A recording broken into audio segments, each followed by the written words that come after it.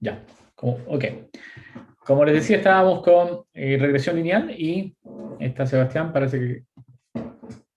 y dentro de regresión lineal vimos que se podía obtener una fórmula para los coeficientes del modelo usando mínimos cuadrados. Es decir, había que optimizar una función de mínimos cuadrados y a partir de ahí encontrábamos los coeficientes.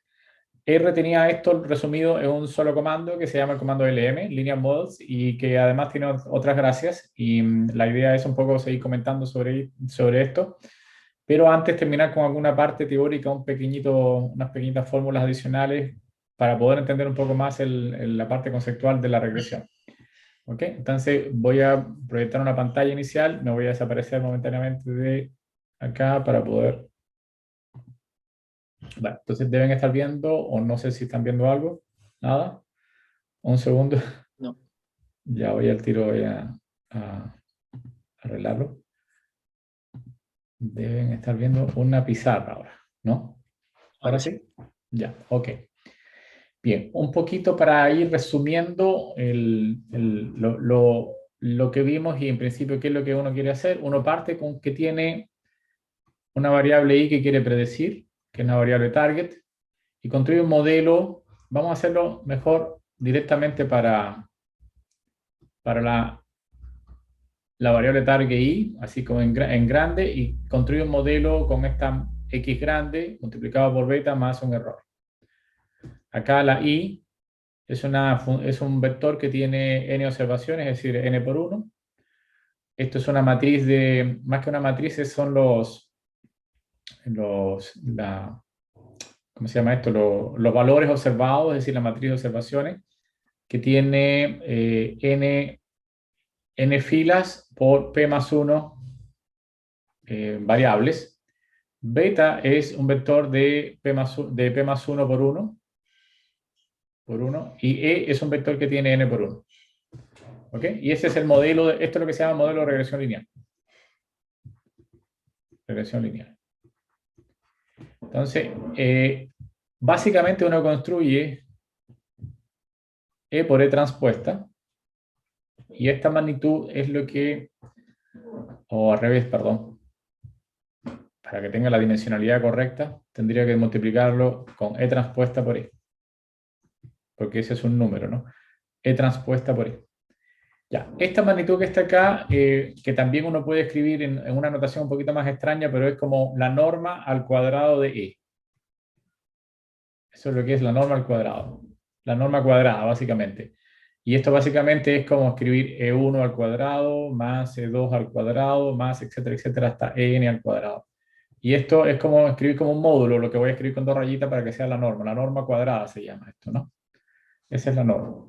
Recuerden que ¿qué cosa es? Es básicamente la resta de i, de lo que yo quiero, de las observaciones reales, menos el estimado, y esto es para mí el estimado del modelo. Este es el estimado, es decir, esto es lo que es beta, y esto nosotros lo llamamos residuo. Y lo que uno quiere minimizar es la suma de los cuadrados de los residuos. Por eso se denomina mínimos cuadrados. Entonces, en principio el problema se puede escribir como el argumento del mínimo para todos los betas de la norma e cuadrado, o escrito de otra manera, el argumento del mínimo de i menos sigma beta norma al cuadrado.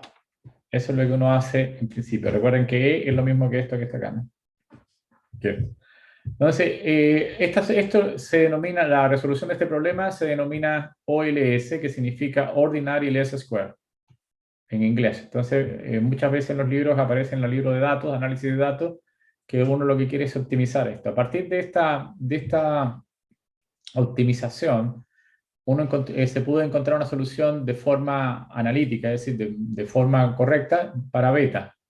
Y creo que sería beta, se puede calcular tomando, si más no, ustedes me dicen si tienen la fórmula por ahí, me dicen también, creo que es x transpuesta, multiplicada por x a la menos 1, multiplicado por x transpuesta por y. Creo que era así la fórmula. ¿Están de acuerdo? Sí, esa es la fórmula. Ya, estoy acordándome, no lo tengo todo. Entonces, ¿esto de dónde salió esta fórmula? Salió de la respuesta al problema de optimización que está acá. Ese es el problema de optimización, que es un problema de hallar OLS.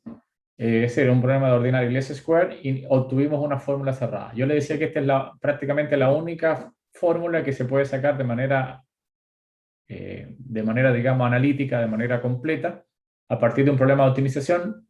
Lo que vamos a ver en el resto es que, por lo general, no puedo optimizar, no puedo calcular la forma, así como expresar el beta o coeficiente de manera explícita, sino que tengo que resolverlo mediante algún método numérico, que puede ser un método de Newton o cualquier otro método. Por lo general se usa método de Newton o de método de gradient descent o gradiente descendente, que es lo que se usa para resolver el problema de los beta con otros problemas de optimización. Ya, una de las cosas importantes cuando uno escribe I es igual a sigma beta E, es que uno quiere que si uno calcula el valor promedio de I, el valor promedio sea exactamente igual a esto. ¿Y eso para qué? Para que el valor promedio de el error sea 0. Eso es lo que uno quiere, que el valor promedio de la observación se pueda estimar usando este producto que está acá. Entonces este producto justamente es como el valor promedio de I, para garantizar de que el error sea, la media del error sea 0. Y en principio que el error se rija por una normal con mu 0, con la media 0 y con un sigma cuadrado, en principio tendría que multiplicar por una acá. Eso es lo que uno quiere en principio para que funcione la regresión multilineal o la regresión lineal, no multilineal sino la regresión lineal.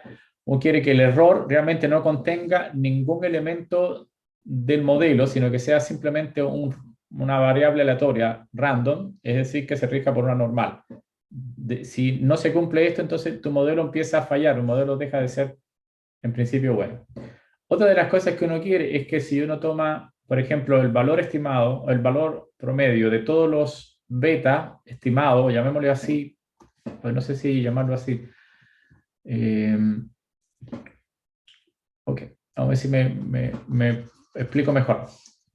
Este beta que está acá es un beta que yo quiero que el modelo, pero la forma en que lo encontramos nosotros fue a través de esta fórmula. Esta fórmula llamémosle OLS. Probablemente no es la única manera en que yo pueda encontrar beta, ¿sí? Yo puedo encontrar beta usando algún otro método que no sea mínimos cuadrados. Entonces, el método de mínimos cuadrados me sirvió para encontrar esta fórmula para el beta. Y yo lo que quiero, nuevamente, que el promedio de esta beta, no necesariamente OLS, sea justamente que garantice de que el error sea nulo. Lo que quiero mostrar es que si yo tomo el valor promedio de beta OLS, en realidad estoy obteniendo el valor de beta. Donde OLS es justamente lo saqué de acá. Repito, mi problema de regresión lineal es este. ¿Dónde está el problema de regresión? Este es el problema de regresión lineal. La forma en que le dimos solución es usando mínimos cuadrados. Por lo tanto, yo puedo decir que este es un estimado, que beta OLS es un estimador de beta. ¿Ok? Es una forma de encontrar beta. No es exactamente el beta, es una forma de encontrar el beta. Y uno habla siempre en teoría de datos que si yo tomo el valor medio de esta forma en la que encontré beta y obtengo que es igual al beta del modelo, el valor promedio al menos, un segundo, que se volvió, perdón, aquí no sé por qué siempre pasa esta cosita. Ya, un segundo, necesito hacer ya, ok. Se quedó trabado, quedó pegado. Y ahora vamos a volver de nuevo un segundo nada más para que funcione, que se queda pegado el...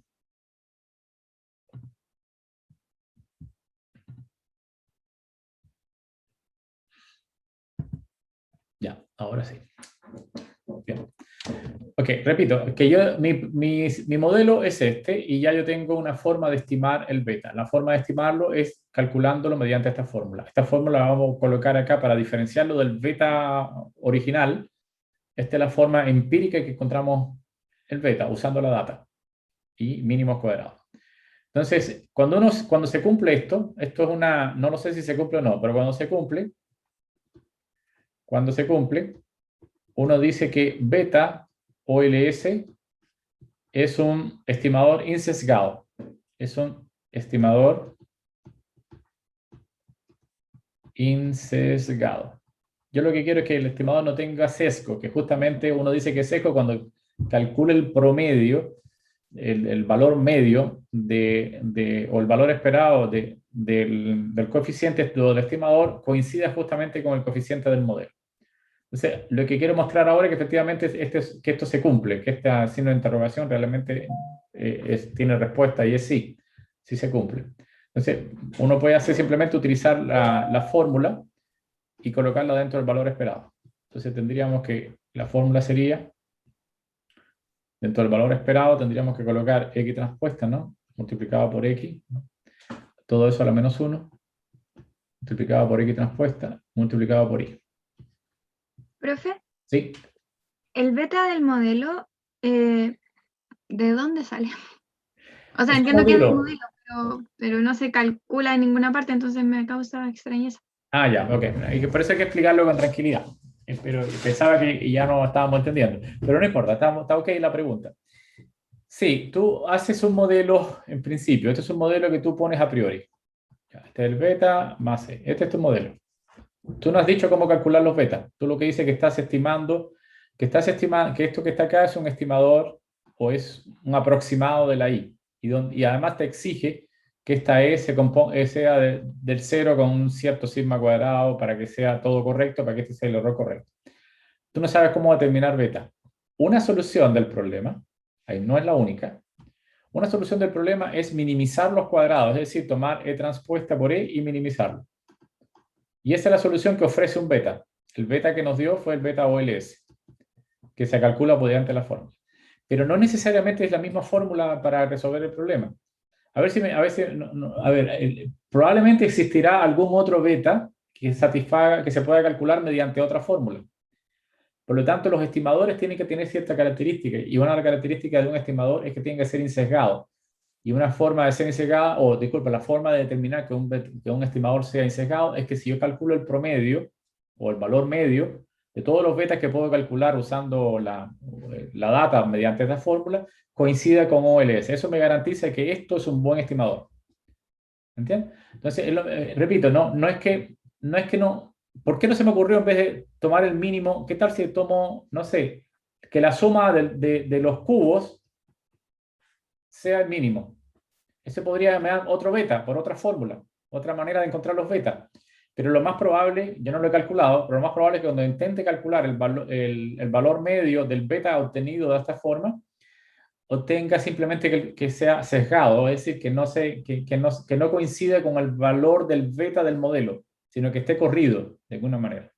¿Se entiende la idea? Entonces, justamente yo lo que estoy indicando es que el método OLS, vuelve de nuevo que el método OLS realmente es un buen método. ¿Por qué? Porque ofrece un estimador relativamente fácil de calcular y que además es insesgado, es decir, que cuando uno quiera hallar el valor medio, justamente coincida con el valor del coeficiente en el modelo. Un segundo. Se entiende más o menos el problema. Entonces lo que quiero mostrar es que efectivamente es insesgado, para indicar que hemos encontrado una buena fórmula para el coeficiente beta. Eso solamente le da como la idea del problema. Deja ver si no me quiere, y eso que tengo que cortar la imagen para que no haya problema, pero igual se queda pegada la imagen. Un segundo. Voy arriba. Y yo lo que quiero mostrar, que cuando uno calcula el valor medio de este, que es el beta OLS, justamente va a coincidir con el beta del modelo. ¿Sí? ¿Se entiende? Eso es lo que me gustaría hacer. Entonces, básicamente voy a usar la propiedad del valor de esto, o sea, de esta cosa, de la esperanza matemática, que todo lo que acompaña a la variable aleatoria, todo esto, si se fijan, es una matriz que está compuesta o sea, de números que efectivamente son números. Cuando tú calculas esto es una matriz. Y la matriz la puedo sacar fuera del valor esperado. Por lo tanto, me queda algo así como x transpuesta, en principio, por, eh, por x a la menos 1, multiplicado por x transpuesta, multiplicado por el valor esperado de y. ¿Ok? Pero justamente habíamos dicho que yo quiero que el valor esperado de I se pueda aproximar, sea idénticamente igual a este valor que está acá. ¿Sí? ¿Para qué? Para garantizar de que esto sea 0, yo necesito que el valor esperado sea esto. Es decir, si yo reemplazo el valor esperado de I por el valor que tiene que tener en el modelo, veamos si esto se arregla o no se arregla. Es decir, xt por x a la menos 1 multiplicado por x transpuesta, y el valor esperado de I tiene que ser igual a x multiplicado por I. Por beta, disculpe. Multiplicado por beta. Entonces, cuando ven este valor y este valor, básicamente da la identidad, ¿no? Entonces, el resultado es beta. ¿Y eso por qué? Porque justamente nuestro modelo exige que el error sea 0 y por lo tanto el valor que encontramos nosotros, que está reflejado en esta parte de acá, justamente nos permite que cuando calculo el valor medio me coincide con el valor beta del modelo. Entonces eso significa cuando yo tengo que un modelo, que un estimado, que un valor estimado coincide con el valor que yo le pongo en el modelo, entonces digo que este estimador es insesgado. Es insesgado. Esa es una de las formas que uno tiene para hacerlo. Bien, ok, entonces tenemos ya un operador que es insesgado, disculpe, un estimador que es insesgado.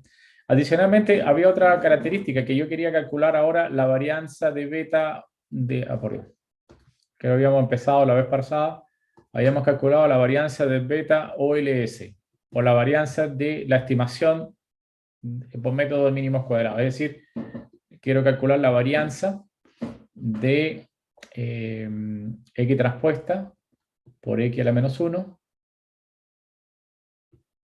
multiplicado por x transpuesta, por x, disculpen, o por x transpuesta multiplicado por y. Ya. Repito, el valor esperado del estimado coincide con el coeficiente del modelo de regresión. Y la varianza del valor estimado la puedo calcular usando la misma fórmula que encontré para el beta. Entonces, yo necesito dos términos, dos cosas importantes. Una es el valor esperado, que ya sé que es insesgado, y el otro es la varianza, en principio, que va a tener ese coeficiente o la determinación del coeficiente. Ahora, utilizo la siguiente propiedad. Recuerden que la varianza, cuando tengo A multiplicado por X, es igual a A por la varianza de X multiplicado por A transpuesta. Eso lo hemos visto varias veces ya.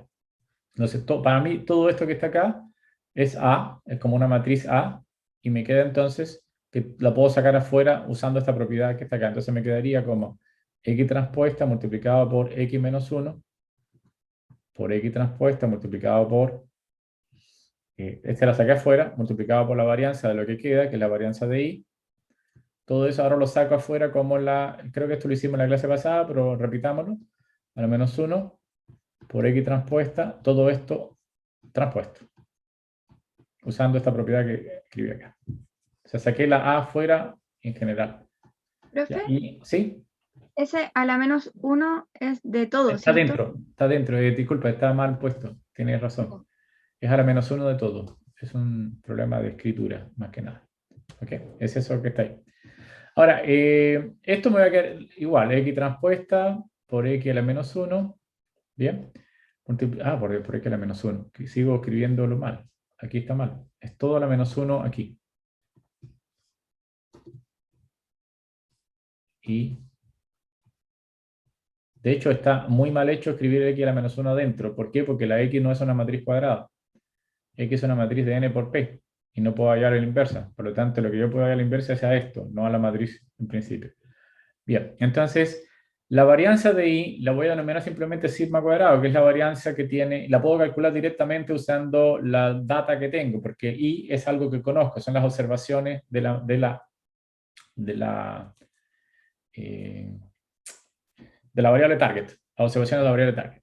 Entonces eso sería sigma cuadrado, que es un número, que lo voy a anotar aquí. Sigma cuadrado es un número, lo voy a escribir acá. Y esto que está acá le puedo dar la transpuesta. Cuando le hallo la transpuesta, esto pasa, aquí me faltó algo más que transpuesta. Esta pasa adelante como transpuesta, queda como X, ¿no? Y X transpuesta por X a la menos 1 queda idéntica. ¿Por qué? Porque se puede intercambiar la transpuesta con la menos 1. Cuando le calculo la transpuesta a lo que está dentro, queda justamente X transpuesta por X. Y queda de esta forma acá. Pero si ustedes se fijan acá, esto es lo mismo que esto, por lo tanto esto da la identidad, ¿no? Y por lo tanto el resultado me queda como sigma cuadrado por x transpuesta por x a la menos 1. Quiere decir que la varianza de la beta se puede calcular como sigma cuadrado, perdón, un segundo, borremos, se puede calcular como sigma cuadrado por x transpuesta por x a la menos 1. ¿Okay? Tengo una forma de calcular la varianza de beta, en principio. Voy a desarrollar un poquito más esto, a ver si lo podemos entender un poquito mejor. ¿Para qué yo quiero esa fórmula? ¿Qué yo tengo con esa fórmula en principio? Repito que sigma cuadrado yo lo puedo calcular sin problema usando la data. Y esto también lo puedo calcular sin problema usando la data. Por lo tanto, en principio ya yo sé calcular la varianza sin ningún problema. Nosotros habíamos dicho, tratemos de dar una interpretación a esto y voy a llegar a una cosa que sería bueno entenderla, que va a ser una especie de trabalengua, pero sería interesante entenderlo. Veamos si lo podemos lograr. Recuerden cuando calculamos la matriz de covarianza, usando la fórmula, era 1 partido por n, x transpuesta por el h por x, donde h se llamaba núcleo, ¿no? Y este núcleo uno lo podía, simplemente era como la identidad, 1 partido por n, de esto que estaba acá. Más o menos era la fórmula de calcular. Esto en realidad es una forma más compacta de escribir lo mismo acá. Recuerden que se puede escribir esto como 1 partido por n de x transpuesta por x menos x promedio, o sea, x promedio por x transpuesta promedio. Recuerden que x promedio se podría escribir como 1n de y multiplicado por x. Esa es la forma de calcular promedio. Cuando uno reemplaza esto acá, es que obtiene esta fórmula que está acá. Bien, supongamos que yo hago lo siguiente. Estos son los valores promedio, ¿no? Calculados. Que haga una transformación donde todas las variables yo simplemente le sume o simplemente haga la siguiente transformación. Una nueva variable, llamémosla x igual, pero que haga x menos x transpuesta. De forma tal que cuando yo le calcule a x el valor medio, o cuando calcule para esta nueva x, no sé, llamémosle prima por el momento, y le calcule el valor promedio, el resultado va a ser 0. Porque cuando calcule esta, es decir, a todas las variables les voy a restar su valor medio. Es como estandarizar las variables, restándole el valor medio. Entonces, en principio, ¿qué tal si transformamos todo esto, como que esta x ya esté transformada por defecto? Es decir, esta x, en principio, si el valor de la x promedio de esta da a ser 0, entonces la ecuación me va a quedar de la forma 1x transpuesta por x. Así nos va a quedar. Pero donde esta x tiene la característica de que su valor promedio es nulo. En pocas palabras, no es algo que limite la extensión de la fórmula. ¿En qué sentido? Que siempre yo puedo a todas las variables restarle su valor medio y por lo tanto esta es una forma más compacta de calcular la matriz de covarianza. Simplemente donde las x o todos mis valores o mis observaciones yo le resté el valor medio. Entonces, repito, esto es una fórmula para cualquier x independiente de su valor medio si es distinto de 0 o no, pero esta es una fórmula solo para el caso cuando la x ha sido normalizada o ha sido centralizada, más que nada. Se centralizó usando el valor promedio. Entonces, lo que estoy diciendo es que ese x es lo mismo que escribir x transpuesta por x. ¿Okay? Entonces, en ese caso, uno puede decir lo siguiente. Uno se puede fijar que hasta ahora teníamos que la varianza de beta, o LS que estábamos calculando, era igual a sigma cuadrado multiplicado por x transpuesta por x a la menos 1. Podríamos reformular esto diciendo que esto es lo mismo que escribir sigma cuadrado, y en lugar de escribir esto, puedo tomar el inverso de esto que está acá, ¿no? Entonces, si yo tomo el inverso de esto, me va a quedar el inverso de esto, segundo, sx a la menos 1, es lo mismo que escribir n multiplicado por x transpuesta a x a la menos 1, ¿sí o no? Es como invertir a la menos 1 sería esto que está acá. Es decir, yo puedo decir que x transpuesta por x a la menos 1 es lo mismo que escribir s a la menos 1x dividido por n. Eso es lo que es. Entonces eso lo puedo reemplazar acá. Sx a la menos 1 dividido por n. Para tener una interpretación un poquitito más de esto que está acá. Yo sé entonces que la varianza de beta observado, de beta OLS, de beta OLS, se puede calcular tomando sigma cuadrado multiplicado por Sx a la menos 1 dividido por n. Eso es lo que tendríamos al principio. Ya. Ahora me gustaría usar el teorema espectral para darle otra interpretación un poquitito más a esto. El teorema espectral me dice que la Sx se puede escribir como, en principio se puede escribir como P multiplicado por lambda multiplicado por P transpuesta. Ese es el teorema espectral, donde lambda, recuerden que son los valores propios en la diagonal, y los P, recuerden que P siempre está formada por gamma 1, gamma 2, sin las comas, porque básicamente es una matriz donde los vectores propios están colgados. ¿Ok? ¿Me van entendiendo o no? Yo sé que hay un montón de fórmulas, pero a la larga voy a converger a una cosa que es lo importante, que necesito que se entienda de alguna manera, que va a tener un aspecto práctico en particular. Toda esta cosa teórica es para llegar a un concepto importante que, en vez de decirlo de manera sencilla, con una simple frase, me tomé el camino largo de demostrarlo, ¿no? Esa es la única cosa. No les voy a pedir que ustedes hagan toda la demostración, pero sí que vean que paso por paso se va a llegar a una conclusión que es importante.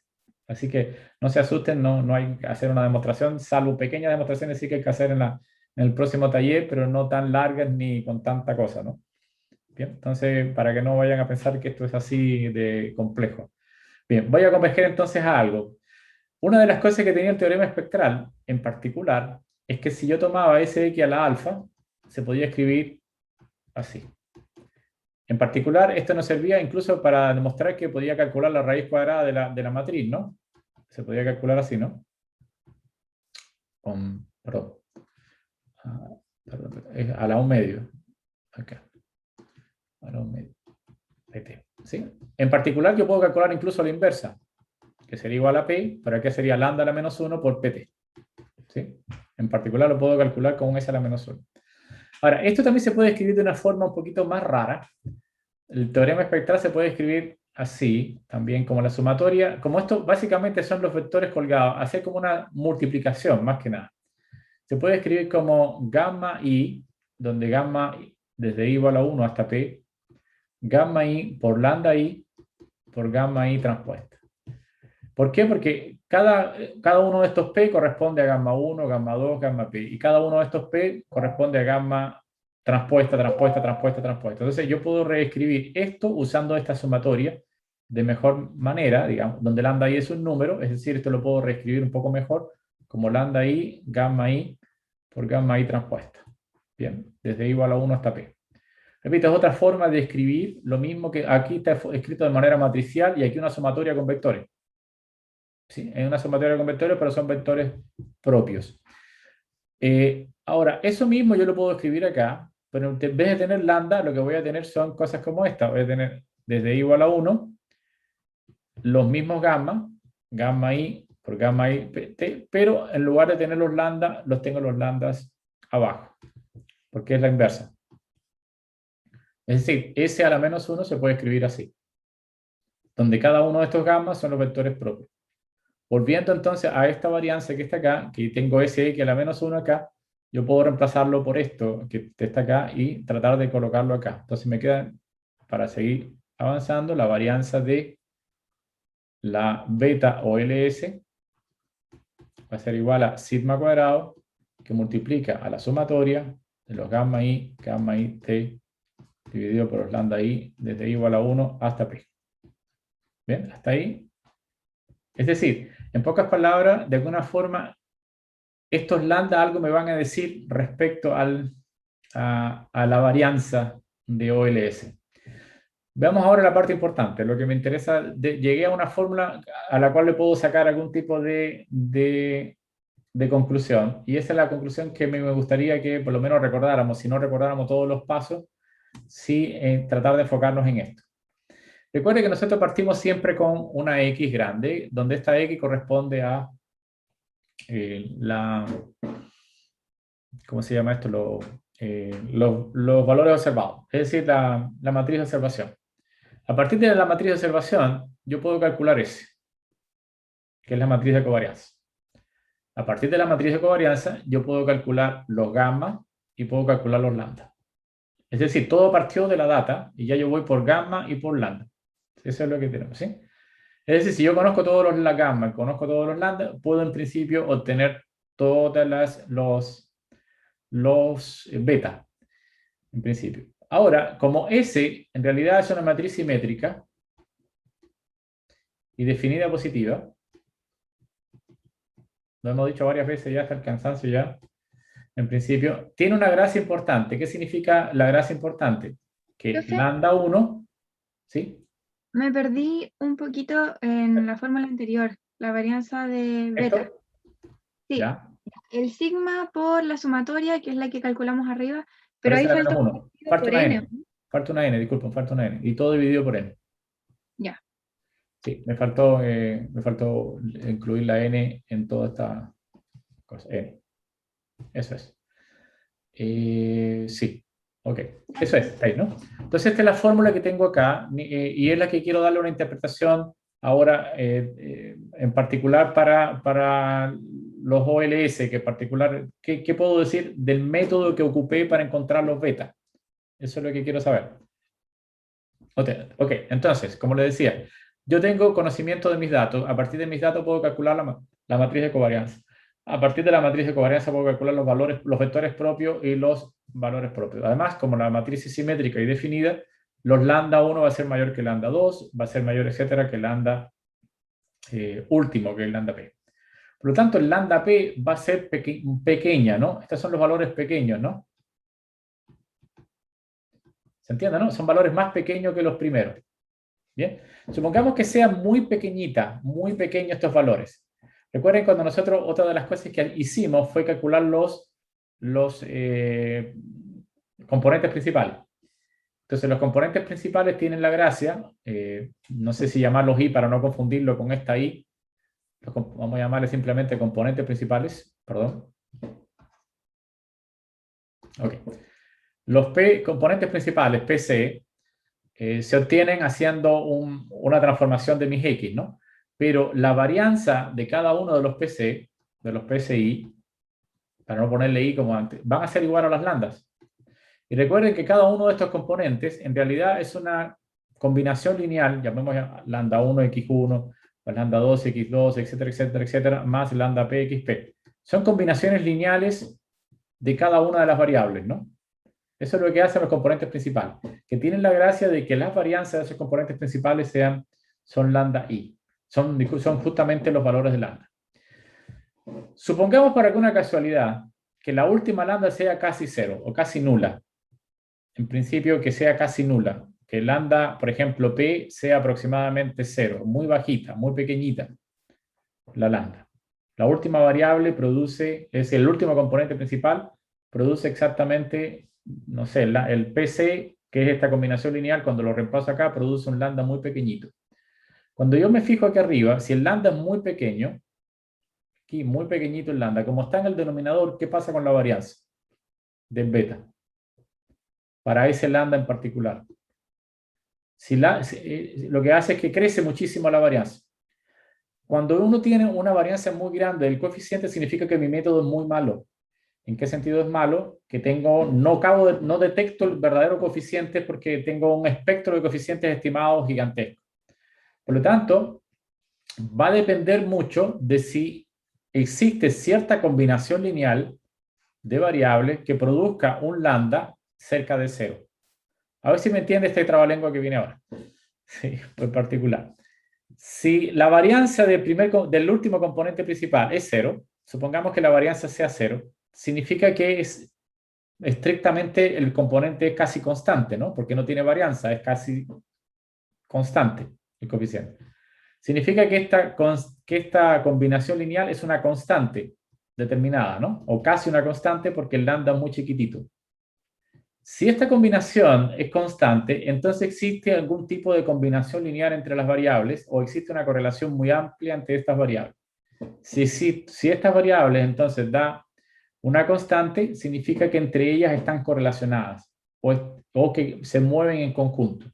Por lo tanto, variables que son altamente correlacionadas producen variabilidad muy alta en el coeficiente beta. Quiere decir que cuando empecemos a modelar, si en nuestras variables contienen variables muy correlacionadas, nuestro coeficiente beta empieza a ser afectado y nuestro modelo se vuelve malo, en principio. ¿Por qué se vuelve malo? Porque no logramos detectar un buen beta, porque mis variables son altamente correlacionadas. Esas variables que son altamente correlacionadas significa que se le llaman colineal, el fenómeno se le llama colinealidad. Y la colinealidad lo que afecta notariamente el modelo porque incrementa la varianza del coeficiente y por lo tanto la indeterminación del modelo. ¿Se entendió otra lengua? ¿Un poquito? Entonces, ¿qué es lo que queremos evitar en algún modelo de alguna forma? ¿Por qué siempre tenemos problemas con los modelos lineales? ¿Por qué no siempre resuelven las cosas? Porque nuestras variables pueden estar muy correlacionadas. Y como están muy correlacionadas, pueden afectar la variabilidad de los coeficientes. ¿Por qué? Porque corresponden a las lambdas que son muy pequeñitas y las lambdas son las varianzas de los componentes principales. Y si un componente principal no tiene varianza, significa que es constante. Y si es constante, las variables están correlacionadas. Y si las variables están correlacionadas, lo que quiere decir que no puedo determinar el coeficiente beta de mejor manera. Entonces, práctica. ¿Qué cosa en la práctica? ¿Qué es lo que uno observa? Que cada vez que tengo variables muy correlacionadas, mi modelo de regresión lineal deja de servir para algo. Entonces, ¿qué puedo hacer? ¿Qué puedo hacer para resolver el problema? Una de las soluciones de resolver el problema es disminuir el número de variables, empezar a cortar algunas variables, eliminarlas. ¿Para qué? Para poder tener un mejor modelo. Elimino aquellas variables que están más correlacionadas para tener un mejor modelo.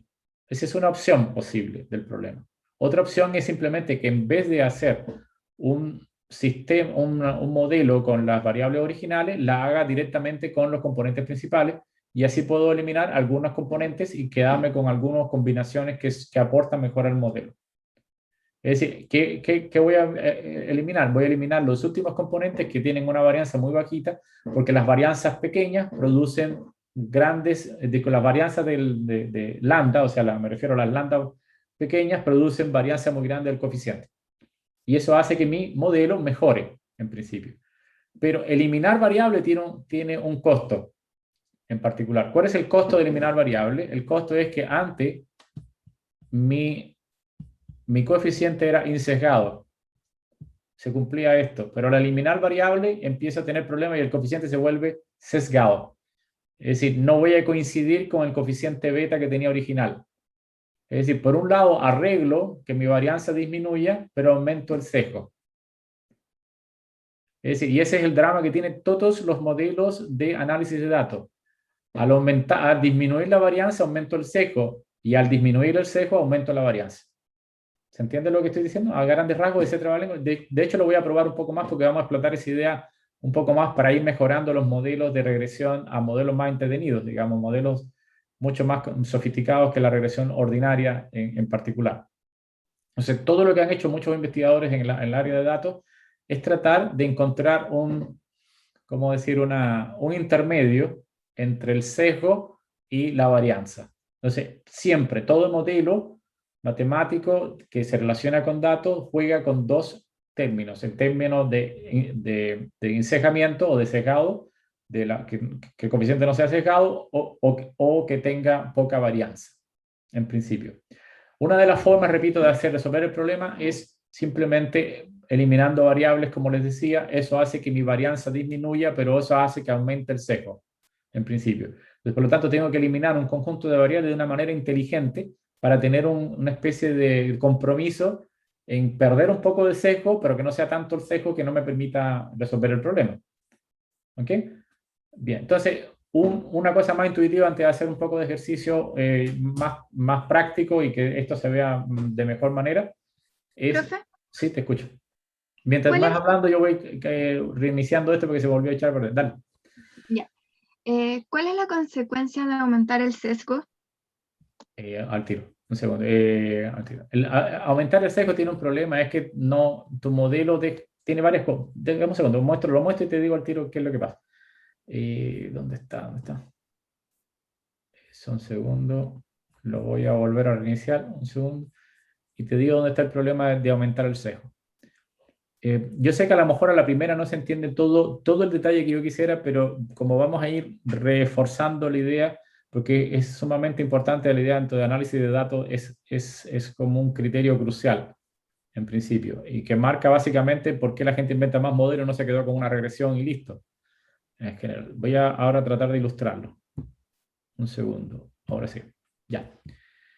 Se ve la pantalla nueva, ¿no? Ya. Sí. Ok. Observen una cosa importante. Para que al principio habíamos dicho, este es mi modelo lineal y beta es un beta teórico. Hasta ahora no lo sé. Yo no tengo un método para hacerlo. Uno de los métodos es justamente minimizar esto, ¿no? Ahora, lo que hicimos con esta prueba es que para que este modelo funcione bien, yo debo exigir que el error sea, que la promedio del error sea 0. Y eso solo ocurre cuando el promedio sea igual a x beta, ¿no? Porque cuando yo calculo el promedio de todo esto, el valor medio de todo esto, el valor medio de y, tiene que ser igual a esto para que esto sea 0, ¿no? Eso es lo que uno tiene. Entonces, si yo tengo un estimado que no es exactamente, que la gran gracia que tiene el beta que encontramos, el beta OLS, es que cuando yo le calculo el valor promedio a beta OLS, coincide con beta. Eso significa encejamiento. Si es básicamente sesgado, entonces esto no se cumple. Y si no se cumple, significa que cuando hallo el valor promedio de esto reemplazando aquí por OLS, no voy a obtener que el error sea 0, el promedio del error sea 0, sino que le voy a dejar un poco de estructura al error, precisamente porque el beta no coincide con el beta que deberemos tener, digamos, ¿no? En la práctica, uno no puede calcular esto. Lo que hace es reemplazarlo por el estimado, en particular el OLS, ¿no? Pero cuando yo calculo el valor promedio de todo esto, me garantiza que el promedio de esto sea 0, ¿no? Y eso me garantiza de que los errores no contengan dato adicional. En caso de que esto no coincida, que el estimado que utilice no sea exactamente el estimado OLS, sino que le quité variables, entonces cuando calculo el valor promedio de esto, no necesariamente voy a garantizar de que esto sea 0. Y como no es 0, significa que parte de la data se metió en el residuo, parte de mi modelo se quedó en el residuo, que ahora el residuo no es exactamente un ruido, sino que simplemente puede tener alguna información que perdí. O sea, pierdo información a partir de ese caso. Pero yo puedo llegar a un compromiso, puedo perder cierta información y no tener problema, digamos, no tener ningún problema en general. ¿Sí? ¿Se entiende la idea, ¿no? De por qué es importante que sea sesgado para poder garantizar de que el error sea un error de tipo aleatorio y no un error que contenga información en particular de mi modelo. Entonces, la idea entonces es disminuir el número de variables, pero disminuirla de manera inteligente. Lo vamos a ver en la próxima clase, cómo yo puedo disminuir de manera inteligente el número de variables en principio. ¿Ok? ¿Se entiende, no? Ya, ahora, un poquitito más solamente intuitivamente ahora, nada más intuitivamente. Hoy ha estado terrible esta cosa. Vamos a ver si lo puedo ver intuitivamente, a ver si se dan cuenta un poquito de cuál es la importancia que tiene esto. Los modelos OLS siempre, el modelo OLS siempre es insesgado, a menos que le quite variables. Si le quito variables, entonces empieza a ser, para el mismo modelo que antes era sesgado, empieza a ser sesgado. Pero supongamos que no le quite variables. Y yo esté trabajando con un modelo que tenga algo como esto, no sé, este es mi modelo, que tenga dos puntitos, para eso lo llevo a llevar al extremo. Esto es ix. Y solo tengo una variable original, o sea, una variable de tipo, o sea, un solo predictor y una variable target. Y tengo dos observaciones, que corresponden a x1 y a x2. Repito, esto solamente para que se entienda la importancia de la varianza y del secamiento. Ok, entonces, como le decía, el sistema OLS, el método mínimos cuadrados, produce encejamiento nulo. ¿Por qué? ¿Qué es lo que significa encejamiento nulo? Que va a encontrar la mejor recta que pase por esos dos puntos. Y la mejor recta que pase por esos dos puntos es esta, ¿no? La que pasa justamente por dos puntos. ¿Sí? Esto supongamos que son nuestros datos de entrenamiento. Es decir, generamos un modelo con estos dos puntos, que son mis datos de entrenamiento. Y ahora yo quiero mi modelo. Mi modelo básicamente está compuesto por un beta X más un, qué sé yo, más un beta 0, más un pequeñito error, ¿no? En este caso el error va a ser 0 porque yo minimicé el error. Y no hay error porque no hay encejamiento. Y como hay un solo valor de error, en principio el promedio de E sigue siendo 0, porque no hay sesgo. ¿Se entiende la idea hasta ahí, no? Ya, ¿qué tal si ahora yo quiero aplicar este modelo, pero ahora con más observaciones? Con más observaciones que esta. Ya tendría esta, pero ahora tengo esta, tengo esta, y tengo distintas observaciones que tienen más errores. Y mi modelo ahora sigue siendo este, porque ese es el modelo que construí. Entonces, el modelo es tan estricto en pasar por los puntos que yo le agregué desde el punto de vista de entrenamiento. Cuando yo creé el modelo, cuando yo quiero predecir cosas como esta, o predecir este punto, o predecir estos valores, o predecir estos valores, mi modelo cae rotundamente, se destruye rotundamente. No sé si no, falla, el failure total. ¿Por qué? Porque el modelo es tan bueno para ser insesgado que va a tratar de minimizar todos los posibles errores acá, pero cuando lo aplique a un caso real va a ser inservible el modelo.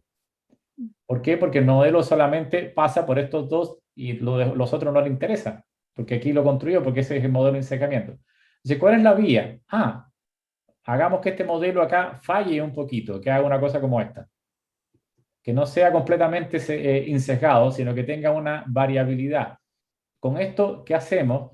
Aumentamos el sesgamiento, pero disminuimos la variabilidad. ¿En qué sentido disminuimos? Que cuando lo aplicamos acá, ahora este modelo predice mejor porque pasa mejor por los demás puntos. Entonces, lo que hicimos acá es hacer fallar un poco el modelo en el entrenamiento para que sea mejor, tenga menor variabilidad en el testing, cuando empecemos a utilizarlo en otros datos. ¿Sí? ¿Se entiende? Entonces, casi todo, justamente lo que hace teoría de la data o análisis de los datos es tratar de empeorar de alguna forma el sesgo para garantizar una menor variabilidad y que sea útil el modelo. Que el modelo no se te pegue tanto a tus datos de entrenamiento que no puedas después aplicarlo a ninguna otra cosa más. Garantizando de que tu error sea, por supuesto, manejable, que no sea que haga un modelo inservible en todos los sentidos, digamos. ¿Se entendió más o menos intuitivamente cuál es el objetivo? Ya, eso lo vamos a ver de distintas formas después, sobre todo a partir de la próxima clase. Ahora voy a dedicarme a trabajar un poquitito, unos minutos que me quedan, de manera más práctica. Pero teóricamente, así como redondeando, existen dos términos importantes en cualquier modelo de datos: el sesgo y la variabilidad. De alguna forma, disminuir el sesgo aumenta la variabilidad y disminuir la variabilidad aumenta el sesgo. Tener un modelo que sea insesgado completamente no es malo, pero tiene un problema de aplicabilidad. Como tiene tanta varianza que cuando le introduzco nuevos datos, su varianza crece exponencialmente y crece demasiado grande, y por lo tanto el modelo se vuelve inservible con datos que no usé para entrenar al modelo. Por otro lado, un modelo de OLS, un modelo de Ordinary Least Square, que es insesgado, yo puedo de alguna forma mejorarlo, eliminando algunas variables que tienen alta varianza o que implican gran varianza en el coeficiente en particular. Yo quisiera eliminar la varianza en la determinación del coeficiente para poder lograr así un mejor modelo de regresión.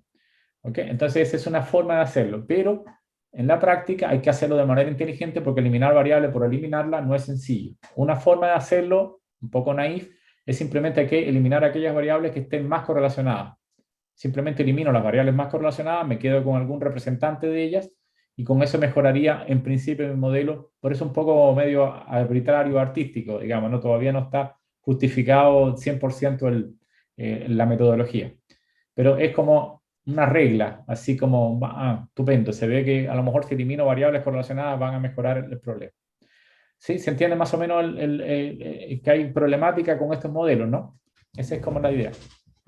Bien, vamos entonces a RStudio. Si ustedes pueden, dentro de la carpeta que yo les dejé, hay varios datasets, y solo lo único que tienen que hacer es colocar su carpeta de trabajo que apunte hacia esa carpeta que yo les dejé, o dejarla en alguna carpeta donde tenga todos los conjuntos de datos. ¿Ok? Perdón, voy a ir entonces a RStudio. Y hay otra cosa adicionalmente. En la carpeta ustedes tienen una cosa que se llama script de regresión lineal. No sé si lo van en la carpeta, lo van a tener ahí. Script de regresión lineal. Eso está en Dropbox En el todavía, ¿verdad? Dropbox, claro, en el Dropbox. ¿Lo tienen o no? Estoy en eso. Ahí me dicen si lo tienen. Se llama script regresión lineal o regresión uno, una cosa así. ¿Sí o Sí. no? ¿Está ahí? Ya, ok. Sí, está. Y script regresión uno, que es, o sea, es para no tener que perder el tiempo haciendo los códigos, mejor lo toman directamente de ahí, o lo copian el código o lo abren con RStudio, como les parezca a ustedes hacer. Solo tienen que ahora calcular o generar un segundo, ¿dónde estoy? Ahora lo voy a hacer. Eso es. Solo tienen que escribir ustedes donde el set working director, no sé si lo tienen abierto, si está vacío, colocar el set working director que apunte hacia la carpeta donde están todos los datasets que están contenidos en esa carpeta. Yo en particular lo tengo apuntando hacia la carpeta MSI compartida, que es donde está todos los datos. Entonces, ¿eso es para qué? Es decir, para que R sepa dónde encontrar la data en particular que vamos a trabajar. ¿Okay? Entonces, aquí está, en el directorio de la carpeta compartida deben tener todas estas cosas que están acá.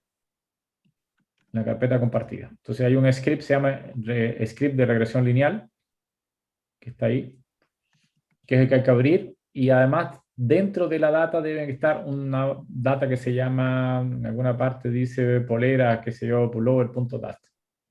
Esto, que vamos a partir con esa data simple, simplona, para poder entender. ¿Está bien hasta ahí? Ya me dicen si están listos como para poder trabajar con R. Set Working Director, colocar la carpeta de Un apunte. segundo. Sí, sí, no hay problema. Es que porque estoy instalando algo que me pidió instalar. Ah, ok, sí. Probablemente a lo mejor tengan que instalar algunas cosas. No sé si muchas, porque en realidad déjame ver qué les pidió instalar, no lo sé. Cami, ¿tienes el link de Dropbox? Ah, yo lo tengo. Ah, Lo Ah, se va necesito. ahí va. Ahí. Gracias.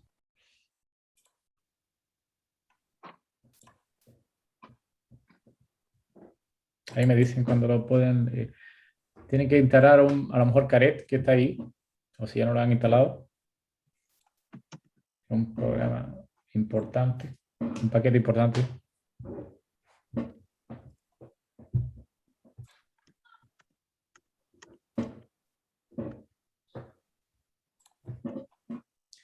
Bien, mientras ustedes van, yo les estoy contando un poco de qué se trata la idea, ¿no?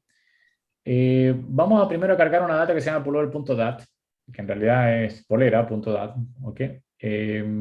La data tiene un conjunto de datos que se llama, bueno, es una data muy simple, solo para ilustrar un par de conceptos más que nada, que es el número de poleras vendidas, el precio en euro, la publicidad en diarios locales medidas en euro, es decir, costo de la publicidad, y la presencia de promotores de venta, es decir, en horas por periodo. Entonces, esas son la data que está. Entonces, uno lo que quisiera hacer es predecir el número de ventas, el número de poleras vendidas en las tiendas, teniendo en cuenta las variables como precio, publicidad y presencia de promotores de venta. Eso es más o menos a grandes rasgos lo que uno quisiera trabajar. Entonces, introduce la data, ustedes me dicen después cuando yo parta, pero primero deben de llegar hasta aquí, hasta head, con esa data.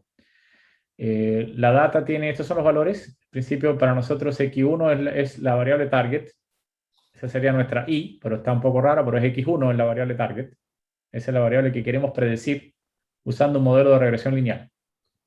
Eso es lo que es, donde, repito, esto es un modelo muy sencillo, pero repito, lo que me interesa es ilustrar algunas cosas porque después ustedes van a tener que usar una dataset en particular y calcular regresiones y explicar algunas cosas a partir de ahí y obtener resultados. Entonces, es una data simple y la idea es, repito, tratar de predecir el número de poleras que se va a vender a partir de las otras variables como precio, publicidad y presencia de promotores. ¿Ok? Ahí me dicen cómo, cuando estén listos y que tengan esto que se vea tal cual está ahí. Sí. ¿Sí? ¿Se ve? Ya.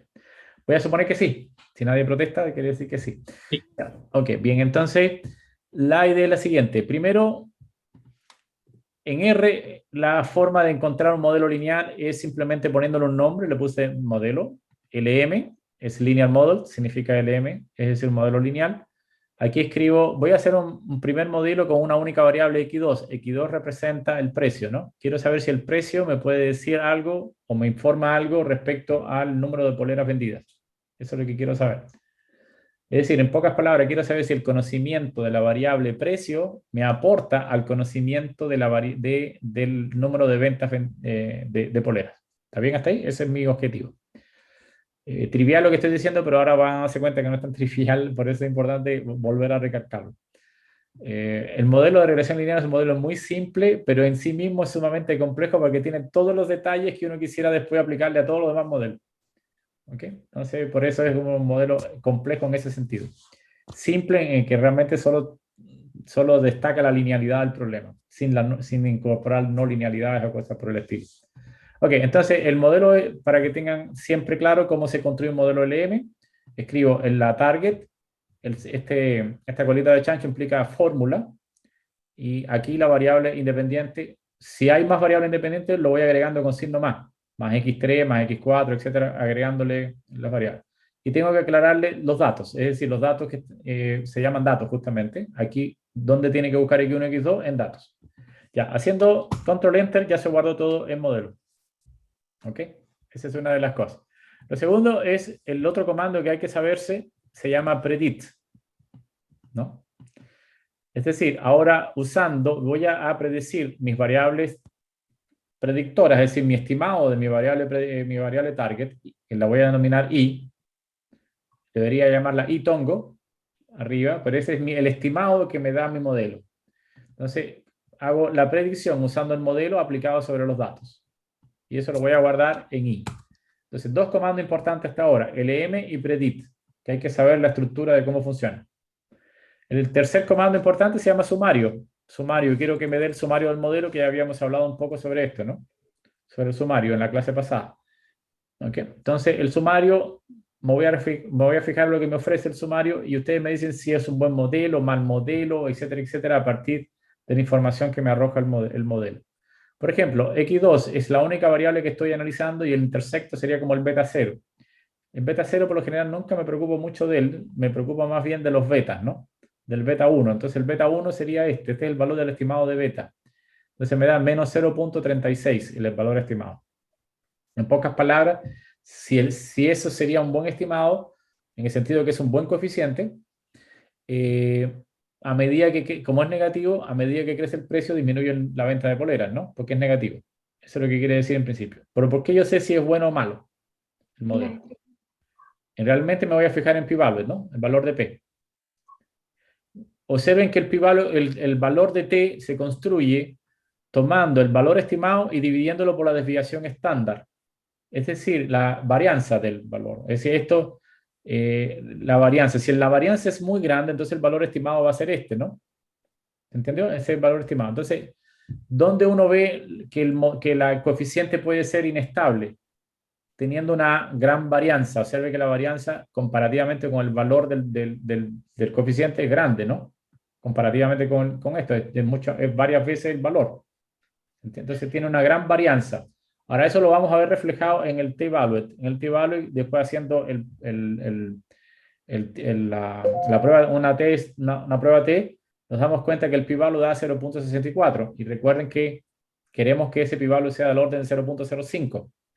Porque ese es lo que admitimos nosotros como error posible. Es decir, 0.64, estamos hablando de un error de 64% de tipo 1. Es decir, rechazar la hipótesis nula y que esta sea verdadera, tengo un 64% de error de cometer ese error, por lo tanto no es admisible.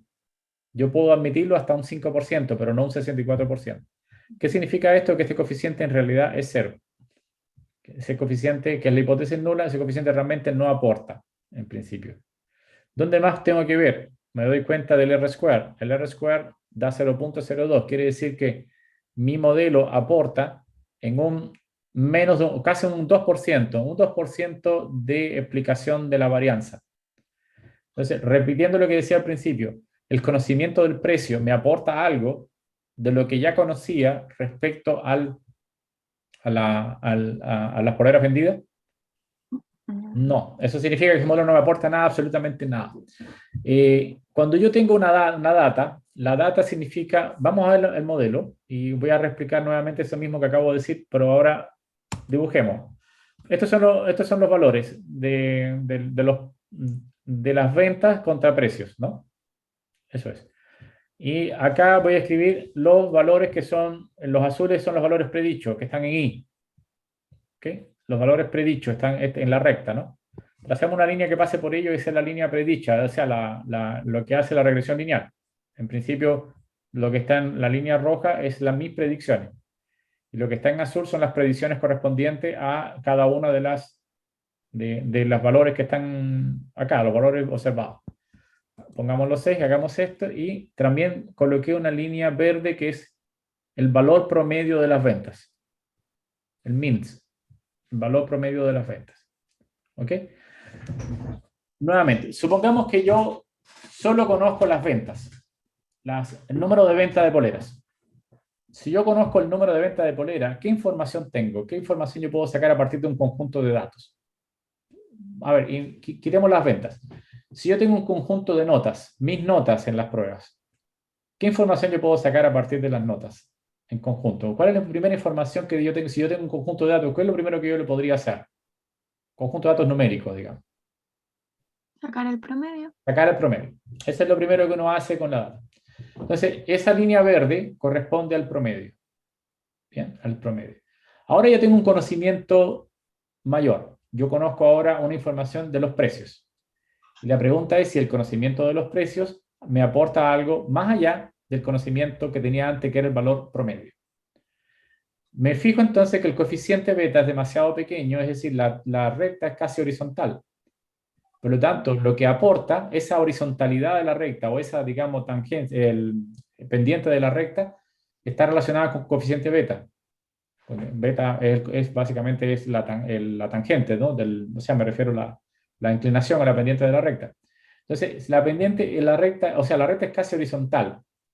Y una recta casi horizontal significa que es casi igual al promedio y por lo tanto no tengo ningún aporte, en principio, adicional a lo que tenía quedándome con el promedio. No me aportó nunca nada más en principio, muy poco. ¿Se entiende la idea de que yo necesito una recta que tenga una pendiente más amplia, más grande? ¿Por qué? Para que pase por todos los puntos de mejor manera. ¿Sí? ¿Ok? ¿Se entiende? Entonces, primero, la inclinación de la recta o el valor de coeficiente beta me va a indicar si aporta o no aporta el conocimiento del precio en general a las ventas. Por lo tanto, este es un malísimo modelo en principio. ¿Okay? Tratemos de mejorar el modelo en principio. No lo puedo graficar porque ahora voy a tomar dos variables. No lo podría graficar porque necesito 3 dimensiones y se dibujaría un plano. Y no es malo, pero no tengo ahora los comandos para hacerlo, me demoraría escribiendo, pero no es el objetivo. Mejoramos el modelo de alguna manera. Una forma de mejorarlo, ¿qué sería? ¿Cuál sería? Agregándole una variable decente, ¿no? ¿Cuál sería otra variable que yo podría agregarle? X3, ¿no? ¿Cuál sería X3? X3 es la publicidad. Ok, X3. Agreguémosles todas, a X4. Acá, en el mismo modelo le agregué X2, X3 y X4. Eso es. Y volvamos a correr el modelo. Repito, no lo voy a poder graficar porque necesito 4 dimensiones para hacerlo, pero por último puedo calcular el sumario en realidad. Ok. Mirando esto acá, ¿cuál sería la variable que consideran ustedes que tiene menos varianza? ¿O la variable que sería más importante porque el p-value está mejor garantizado? ¿Cuál sería la variable que de alguna forma aporta mejor al modelo? X3. X3. ¿Qué tal si yo me quedo con X3 únicamente? Es decir, voy a botar las otras variables. X3 la boto y me quedo acá. Y tengo un sumario. Entonces, en principio, observen que desmejoró un poquitito el R-square comparativamente con el otro. El otro era 0.9. Pero me quedé con una variable que efectivamente es una variable que explica el 75% de mis datos. Quiere decir que X3, de mi varianza de mis datos, repito, no lo puedo, ¿qué tal si ahora grafico un poco ahora sí con una sola variable lo podría hacer, ¿no? ¿O no? Sí. Entonces tendríamos que x3 acá, x1, voy a cambiar aquí por x3. ¿Qué más tendría que hacer? Points x2, datos x2, ¿por qué x2? No sé qué. Perdón. ¿Dónde? X2 no lo estoy tomando, que es el precio. Sería X3 en todas partes. Donde está X2 voy a escribir acá. Donde está X2 voy a escribir X3. X3. X3. Para poder echar una miradita a ver los datos. X3, X1 está bien y calculamos. A ver si eso mejora un poquito. Entonces se ve la forma que tiene la recta. ¿Sí? Bien. Entonces, X3, observen que es una recta mucho más pronunciada en el sentido de que trata de pasar por todos los puntos. ¿Ok? Trata de pasar por una mejor manera los puntos. Se aleja de la diagonal, por lo tanto, el conocimiento de la X3 me aporta al conocimiento de la venta de producto, ¿no? Tendría que cambiarle el nombre de precio por acá, por eso se cambia aquí, ¿no? Por lo que sea que, no sé, voy a llamarle X3 por el momento para no cambiar. Entonces, este sería nuestro modelo. ¿Está bien, no? Sí, se entiende. Entonces, vean la diferencia de lo que quería demostrarle, que efectivamente el modelo ya X3 me aporta un 70 y tantos por ciento a la varianza de mis datos. Y eso lo voy a ver reflejado en mi R cuadrado. 75% de varianza de los datos solo se explica por la variable X3 que corresponde a la publicidad en diarios locales. ¿Sabe? Parece que tengo dos cosas importantes. Yo puedo predecir de mejor manera y además puedo identificar qué variable es importante dentro del modelo. ¿Está bien hasta ahí? ¿Se entendió? Y solamente 3 comandos tú usé para resolver el problema. ¿Ok? Veamos otro ejercicio para poderlo explicar un poquito más detenimiento algunas cosas. El ejercicio tiene que ver con análisis de Pizza Delivery. No sé si lo habíamos visto anteriormente. Ese dataset de Pizza Delivery. Y lo voy a cargar en Pizza. ¿Ok? Head de Pizza. Entonces, por favor, vean si llegan hasta ahí. Hasta acá. Mientras a ustedes les recuerdo qué significa esto de la Pizza Delivery. Me quedan unos minutos para hablar solamente del modelo porque hay que interpretar el modelo más que otra cosa, ¿no? Bien, Pizza Delivery es un conjunto de datos que tienen, bueno, 1.266 observaciones, corresponde a un negocio de justamente lo que dice el nombre, de despacho de pizza, y está dirigido por 2 operadores, o sea, disculpen, tienen tres branch que están acá, que son la este, la oeste y el centro. Tiene 2 operadores que son Laura y Melissa. Y nuestro objetivo acá es predecir el tiempo. Y la idea es tratar de ver si el conocimiento del operador o si el operador influye en el tiempo de llegada de la pizza. De alguna forma yo quiero saber si algún operador trabaja más mal uno con respecto al otro. No sé si se entiende la idea. Hay 2 operadores y en principio yo quiero saber si hay algún operador que lo hace más mal que el otro, tratando de saber si hay alguna inferencia en el tiempo de llegada con respecto al operador. Este es un estudio que quería hacer el administrador, el jefe de este negocio. Y de alguna manera le estaba fallando el negocio y quería echarle la culpa a alguno de los operadores. Ese es como más o menos lo que es. Entonces vamos a ver si usando un modelo, si yo puedo saber si alguno de los operadores es malo o no, resolviendo el problema. Entonces, ¿qué hacemos? Un modelo lineal donde el tiempo de delivery es nuestro target y el operador es mi variable predictora.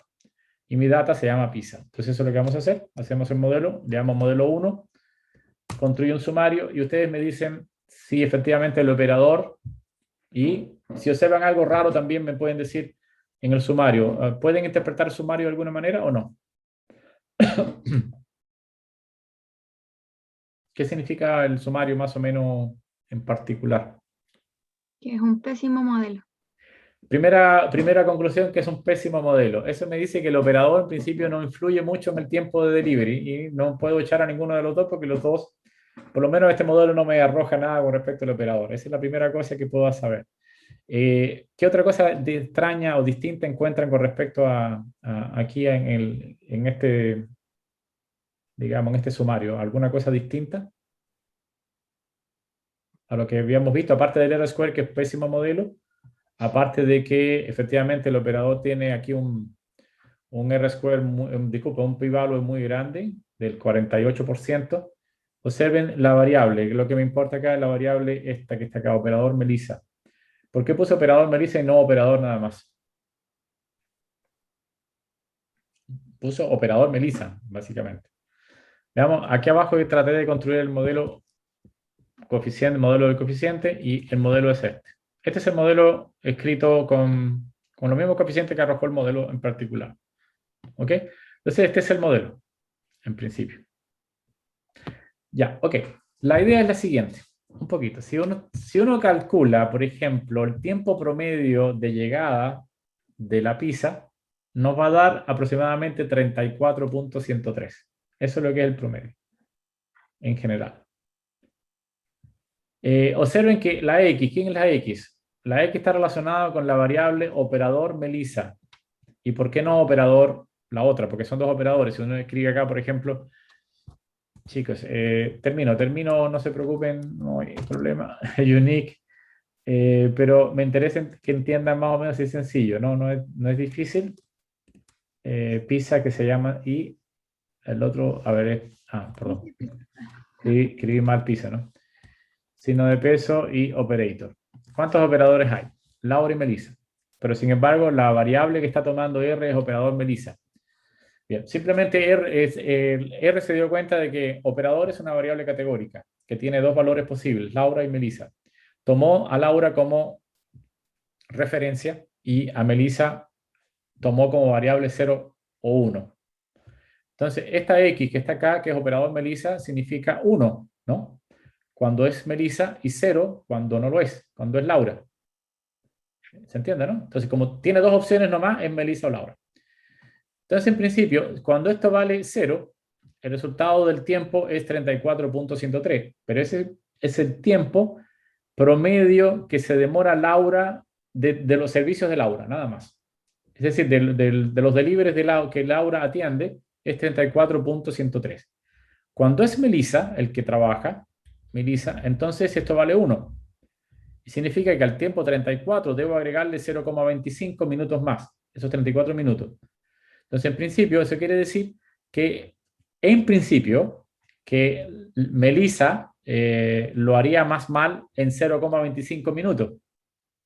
¿Se entendió? ¿Por qué? Porque se excede en el tiempo promedio que hace Laura. Sin embargo, nuestro sumario nos dice que ese coeficiente es prácticamente 0. No lo puedo ni siquiera concebir como que es efectivamente distinto de 0. Lo que quiere decir que este modelo, que es malo, no me aclara que efectivamente Melissa lo hace más mal porque este coeficiente es casi nulo. ¿Entiendes? Entonces eso es lo que me está diciendo el modelo, que a pesar de que yo lo puedo escribir así, no puedo decir que Melissa lo hace más mal que Laura porque ese coeficiente no tengo confianza en que sea 0 y aparentemente se ve distinto de 0, pero entra estadísticamente, no es significativo como distinto de 0. ¿Se entendió la idea, no? ¿Ok? Entonces ese es uno de los métodos para poder analizar con variables categóricas. Ahora, si yo utilizo la variable numérica y después voy a mezclar las dos y ahí termino rápidamente, hagamos rápidamente esto. Ahora voy a ocupar bill, la cuenta, es decir, la cuenta, si lo que se gasta la gente, digamos, en el número de pizza que compra, es el bill, me aporta al conocimiento del tiempo de delivery. Entonces voy a hacer esto con un modelo 2 y tengo el modelo. Este sería mi modelo sería este, ¿no? 23 puntos más 0 puntos por bill, ¿no? Ahora, este 23 no es el tiempo promedio de nada, es simplemente el intercepto. Es decir, cuando tengo variable continua, esto no se interpreta como el tiempo promedio de nada, digamos, es simplemente el intercepto. ¿Por qué? Porque el bill no tiene valores RG1, bill toma valores continuos. Y como tiene valores continuos, no es como el otro caso que es claro, 0 o 1, ¿no? Es una causa o la otra. Aquí no, tiene valores continuos en particular. Entonces, veamos rápidamente no sé si tengo el sumario no lo corrí, sumario del modelo 2. No lo puse, no importa, escribámoslo aquí entonces. Entonces, summary del modelo 2. Y este es el modelo 2. Pregunta, ¿es un buen modelo, es un mal modelo? ¿Y en qué? Y efectivamente, ¿qué pueden decirme del sumario? Y es lo último que hacemos en el día. Les voy a dejar que ustedes corran los demás modelos y saquen algunas conclusiones con todo el código que viene después. después. ¿Me pueden contar un poquito qué es lo que dice el sumario? A ver si entendimos. Cualquier cosa, no sé, lo que digan. Es un mal modelo. O sea, mejor que el anterior, pero un Ya, poco mucho mejor. un poco mucho mejor. Ya, ok. Pregunta, ¿Bill es una variable a considerar o no? Sí, Sí. Ya, exactamente. Bill es una variable a considerar. Pregunta, ¿cuánta varianza explica el conocimiento de Bill? un 20% de los 20%. ¿Quiere decir que el modelo sirve para predecir o no? poco.